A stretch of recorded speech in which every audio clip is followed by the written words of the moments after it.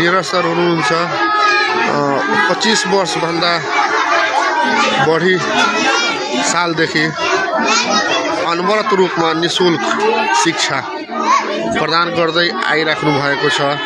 यहाँ दलित, असहाय, विपन्न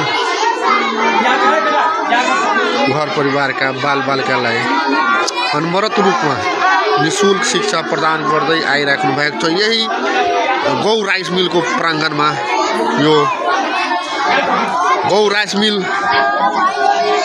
बिक्री हुन्छ भने कहाँ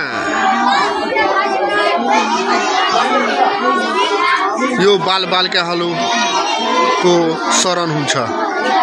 निशुल्क जुन शिक्षा पाइराख्ने ठाउँ भूमाफियाको चुङ्गलमा गएपछि यो बालबालिकाहरू अल्पत्र पर्छन् र शिक्षाबाट पनि वञ्चित हुन्छ। यही हो नीरज सर जुन अनवरत रूपमा निशुल्क शिक्षा दिँदै आइराख्नु भएको छ।